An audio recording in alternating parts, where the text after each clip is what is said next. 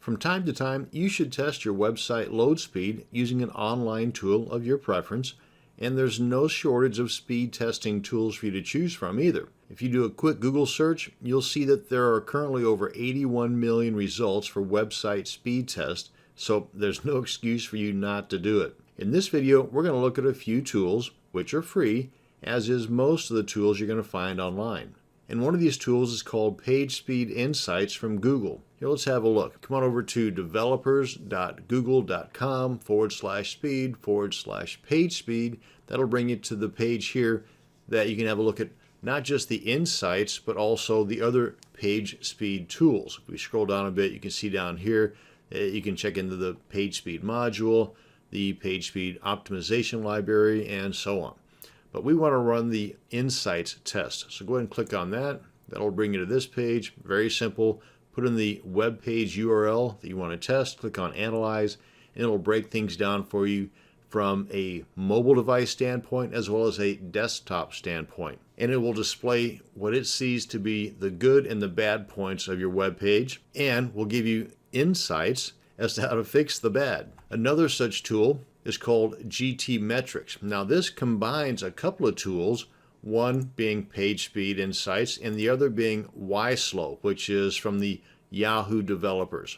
And like with Page Speed, you just put in the web page URL here and click on Analyze, and it'll go to town and do the test for both Page Speed and YSlow. Let me demonstrate. So I'll go ahead and grab the URL to my website here, copy that into my clipboard, come back here and paste. Click on Analyze, and that's what it's doing right now. It's analyzing it.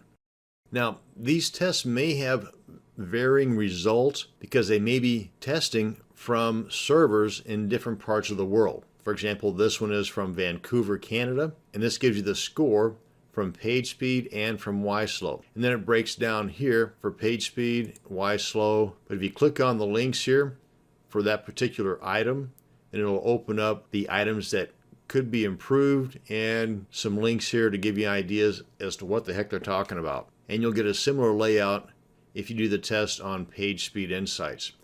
Now another one is called Pingdom. Now Pingdom is a little bit more than just a load speed tester. And as you can see here, it's not free. It starts at about 14 bucks a month.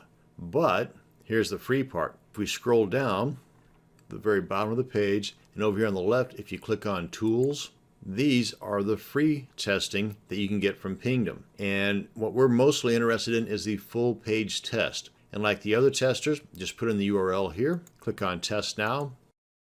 And similar to the waterfall option under GT Metrics, it gives you a color-coded analysis of each section of your site. And over here on the right, you can click on the arrow to give you more information about that particular test. Go ahead and close that up. Now if we come on up to the top here, you can see that it gives you a bit of a summary of all the test results.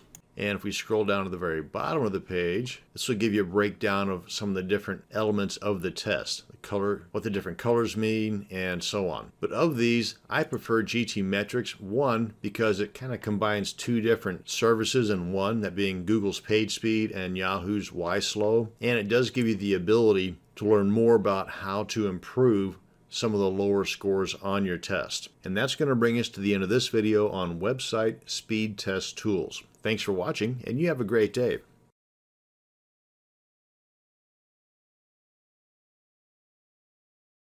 You should test the load times of your websites pretty often, especially if you are regularly adding content, plugins, scripts, or testing new themes. Another major reason for having a quick loading site, besides keeping your visitors on your site, is getting visitors to your site in the first place by way of free search engine traffic.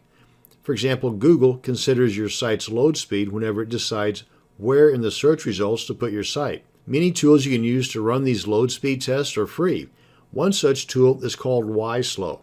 YSlow is from the development department of Yahoo. And in this video, I'm going to give you a tour of YSlow and cover some of the major components that will help you get the most out of your site speed testing with this free tool, and what to avoid whenever using YSlow. Now, YSlow has developed 23 different testable rules related to the optimum load speed of a web page, and whenever you run the test on your web page, which we're going to do here in just a second, it compares what you have to the optimum way things should be and gives you a score based on the results of that test. Now, before we run that test, I do want to point out that each one of these is a clickable link that will take you to a page that will explain more about each one of these testable rules. And I want to show you some things to consider when installing YSlow on your particular browser. As you can see here, it is available for many of the major browsers, but there's a biggie missing, and that is Internet Explorer. It does not work with Internet Explorer.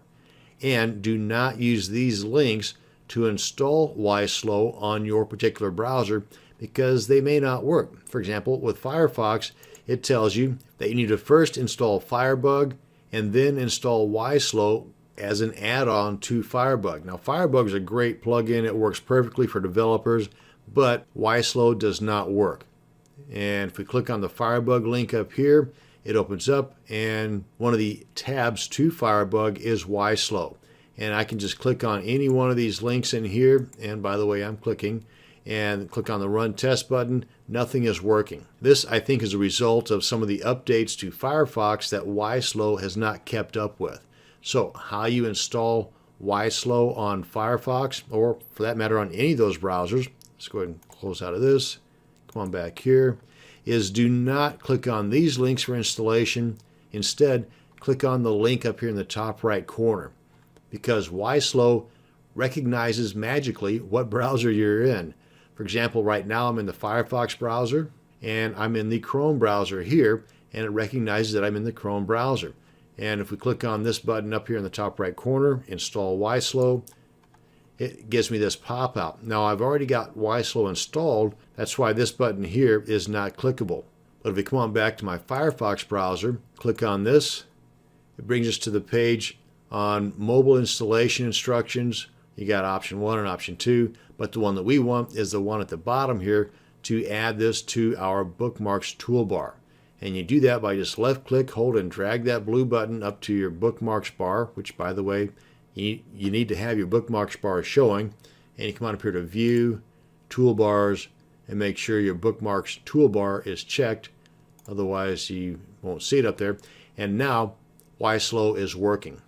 Now, it's a little more limited in Firefox than it is in Chrome, and I'll demonstrate that right now. Let's go ahead and run a quick test here. Click on the bookmarklet. This pops up. Click on Run Tests. And by the way, you can see you got these different tabs here. And as soon as you click on one of these tabs, it's going to start running the test. That's why I haven't clicked on those yet to show those to you. But you have here various rule sets by default. You've got 3 rule sets, and the V2 tests for all 23 of those rule sets we talked about a second ago. The classic V1 only tests for, I believe, 13 of those 23, and the small site or blog tests for 15 of those 23. So if you do not want to know about all 23 possible pluses or minuses to the speed of your site, then choose V1 or this one, or you can click on Edit and create your own custom set. Now, this is one of the other items that does not work as good as the Chrome browser does with YSlow, because you can click on New Set, create whatever test items you want to have on your new set, click on Save Rule Set As, give it a name, click on Save, click on Save, click on New Set, and we're good to go. But as soon as we get out of this, by the way, you can see it showing up right here. You can go ahead and run the test right now, but as soon as we click on Close and then go to open it up again, it's gone. It doesn't actually save it. That's another problem or a bug with the Firefox version of YSlow versus the Chrome version of YSlow. Let's come on back here and do this test. And again, this is Firefox. And for the V2, for all 23 rule sets, I've got an overall performance score of 77. And it tells me what I excel at, what I fail at, and those in between. And if you click on these, it will give you an explanation over here to the right of what needs to be fixed and how to go about fixing it. Now, if we do the same thing, go ahead and close this out. Oh, and by the way, you've got a help section over here that if you click on that, you got your YSlow help, FAQs, the blog, and a forum, and some issues that you might want to be aware of, or maybe you want to report an issue that you just found out about on this particular instance of YSlow. But let's do the same thing over on Chrome. And I've already got it installed on Chrome, so let's come to the website, the exact same website. Click on Why Slow, get this little blowout here instead of the iframe setup like with Firefox, but at least this one works completely. Now then you get the same tabs up here. Click on Run Test. And again, I'm in V2 for this test as well. And the other one was 77 on Firefox. Here I get a 78, so there's a little bit of a difference here. And just like with Firefox, you can click on these links here and it'll give you a rundown here of what is wrong, what can be done to improve that score, and so on. Now the Chrome version does allow you to save these rule sets and display it for future reference. So if we click on Edit, come over to New Set, and make your own new set. And you might decide to do a custom set if you have a website that is heavy in CSS or heavy in images or some other item that you want to test for, and you're not overly concerned with some of these other rule sets. So you make your custom set. Choose the items you want to test for on that particular site. Click on Save Rule Set As. I would give it that site name. Click on Save.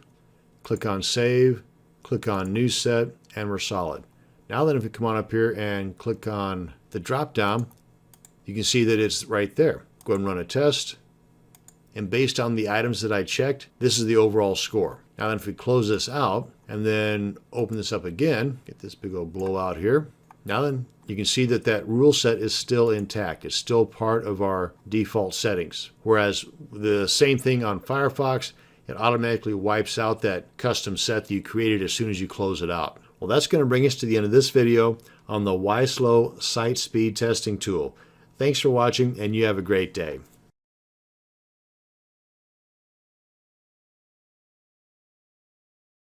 There are many online tools that can test the load time of your web pages. This video will show you one of these tools and how to put it to use. This tool is called Google PageSpeed Insights. Now, Google's PageSpeed actually has a few different tools to help you optimize your site for both mobile devices as well as desktop computers. But this video is going to stick with PageSpeed Insights. And basically, what it does is analyze the load speed of your web page and report to you the results along with the suggestions on how to optimize those results. Let's take a quick look here. Now, we are at Google Developers PageSpeed Tools page, and you can get here by going to developers.google.com/speed/PageSpeed, and don't forget about the HTTPS at the very beginning. And on this page, if we scroll down, you can see the additional tools that are offered by Google's PageSpeed, but we're going to concentrate on the Insights. Now, if you want to learn more about the inner workings of Insights and what they actually test for, go to Read Docs, click on Reference, and Rules over here in the left sidebar. And each one of these is a clickable link to tell you more about that particular rule that Insights tests for. But let's go on back here to Insights and give it a quick run. Click on Run Insights. Let's put the URL of our website in here. And this is our website here. And by the way, let's go ahead and log into the dashboard area here just to show you that this is what I consider to be representative of a small niche WordPress site. There's 305 posts, 10 pages, 289 comments, and it's running on the default WordPress 2012 theme. Actually, this is the child theme of the 2012 theme because I've got some customizations in here, like the curvature of the content area and the increased size of the font and so on. Along with that, we also have some AdSense ads in the top and on the sidebar, along with some additional ads as well. So let's go ahead and grab our URL here. Come on back to Insights, paste that in here for our test.